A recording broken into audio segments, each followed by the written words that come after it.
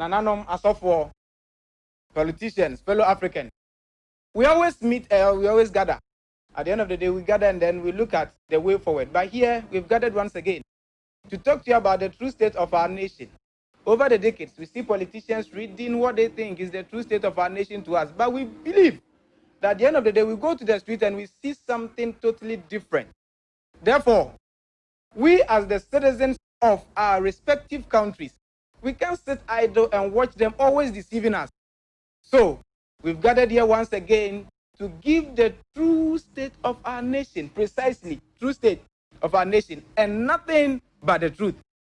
Therefore, I'm here with other illuminated or learned colleagues who have endowed themselves with the study of African history, as well as the opinions and philosophies of some African leaders, to give you nothing but the unveiled truth and mysteries in Africa. Without wasting my time, I would like to call upon my one and only brother, Kweku Delali, to give us the true state of our nation. Thank you.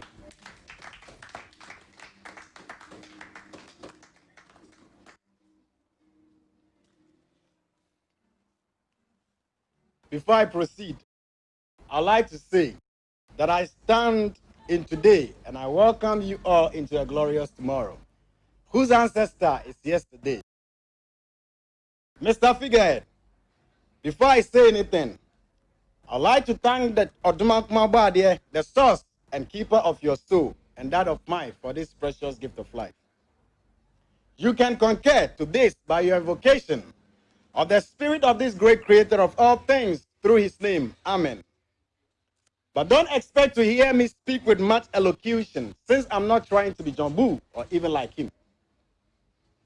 I must confess that I'm both highly favored and honored to be ordained king of the futuristic Edenic Africa, but also called upon at the same fortunate and unfortunate time in this stomping ground for nation wreckers, deliver the true state of the nation's address, an address of the status quo of a degenerated and an embattled hellish Africa, a continent which was divinely endowed to live paradisical, but rather unfortunately have for some time now been suffering the devastating crisis of war, famine, outbreak of pandemic, massive drainage of the potentials, and stripped of her historical glory, relegating the African to the bottom of the pecking order. It is indeed with much displeasure I do this. Mr. Figurehead, please permit me to acknowledge the heavy convergence of our deified, eulogized, and immortalized ancestral dignitaries present here with us today, namely Marcus Mosiah Garvey, a man who had no appealing formal educational qualification, yet of an outstanding intellectual authority which had always placed the so-called erudite in a position of embarrassment. Kwame Nkrumah Osajifo, who so uniquely philosophized and passionately advocated Ethiopianism, if you like, call it Pan-Africanism, whose voice still relevantly echoes today and on, and whose overthrow tumbled both Africa and Ghana 60 years back in time. Haile Selassie, the King of Kings, the Lord of Lords, the conquering line of the tribe of Judah, from the root of mighty King David, through the lineage of King Solomon, the elect of Xavier, the Odumankoma.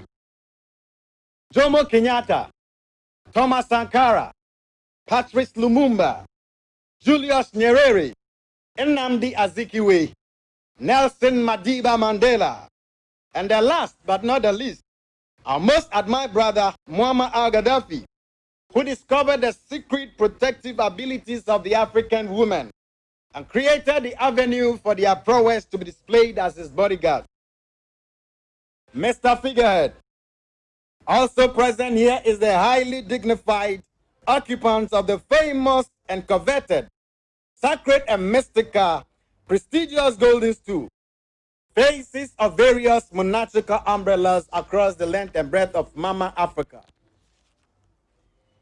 The representatives of the Odumfu Kumfu IMF, the profiteering World Bank, the Afrophobic, discriminatory international press, the integrity-lacking sellout African politician, the sycophantic religious charlatans, gullible, impoverished African citizenry, etc., etc. Mr. Figurehead, in arriving at this thought-provoking and revealing piece, a lot of observations and consultations, even confrontations, were made. I had to historically travel through the ages to the genesis of this great continent to pick the brains of certain sages. And the home truth, the hard truth, is Africans are spiritually, psychologically, mentally, and economically in cages. This is the reality the Lion ink cannot print in pages.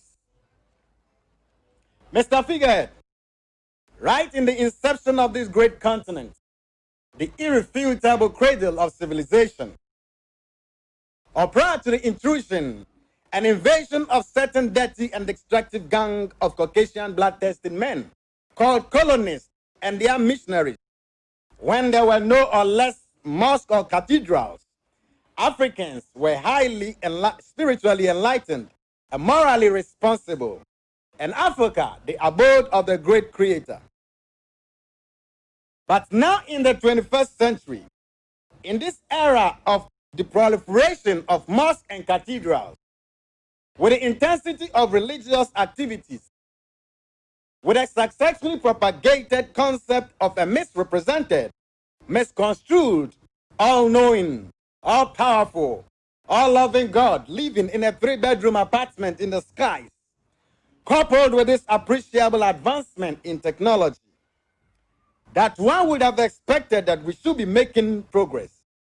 Christianity has proven to be synonymous to hypocrisy, hero worshipping, personality cultism, and Africa devolved into a life-threatening menace, sunken in the abyss of hellish neocolonialism, as foretold by Kwame Nkrumah.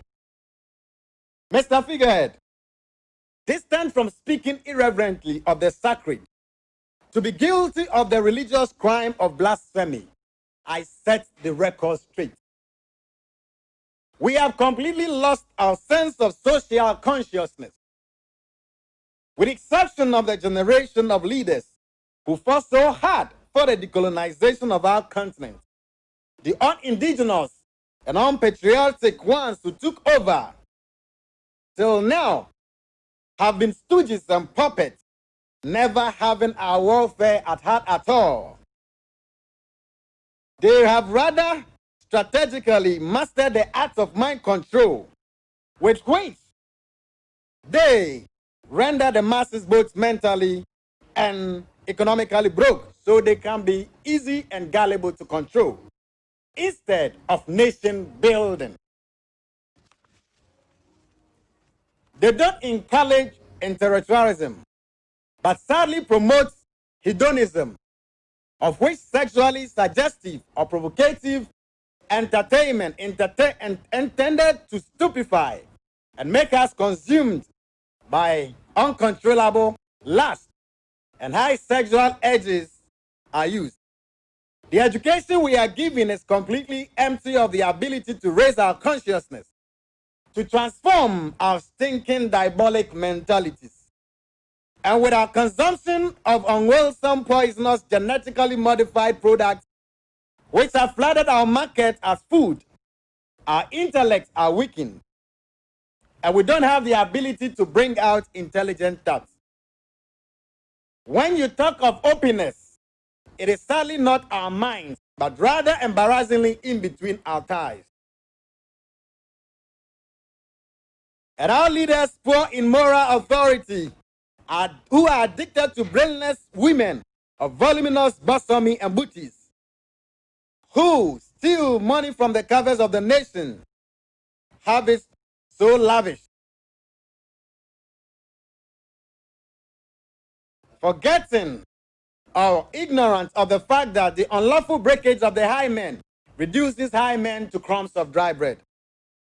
Mr. Figurehead, please don't treat this with emotions or sentiments, but rather logic.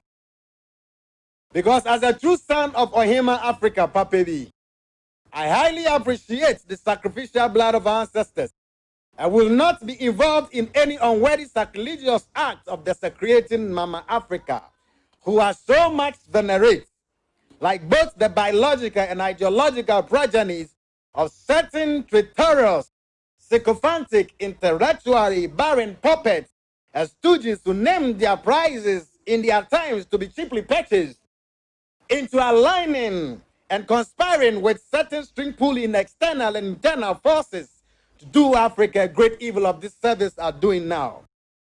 They have not come to helms of affairs and are so shamelessly and dishonestly removing and repositioning the ancient landmark to credit and suit their pedigree for the crown they can never wear.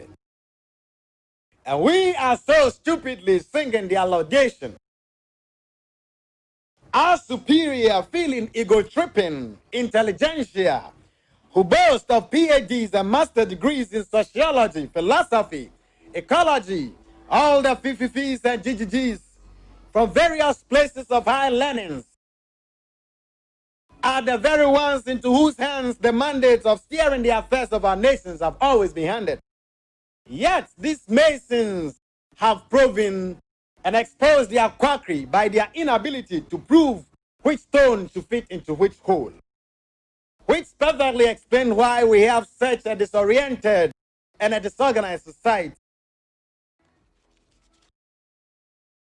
Mr. Figurehead, our environment and beaches have become dumping grounds for refuse and human excrement, because many houses are built without lavatories.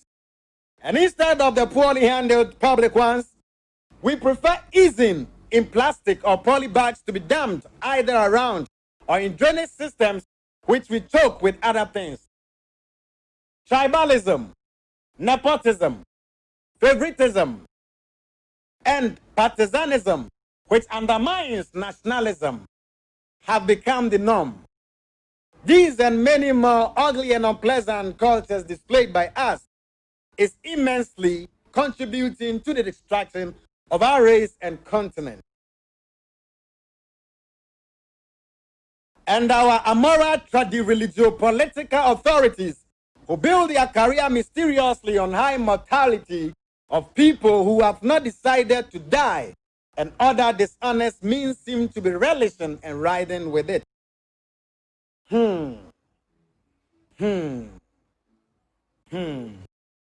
I saw Mama Africa yesterday.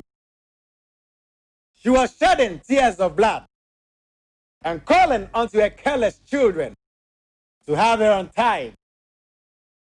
Africans are in paradise, but have not gotten to paradise, still to cover us and miles.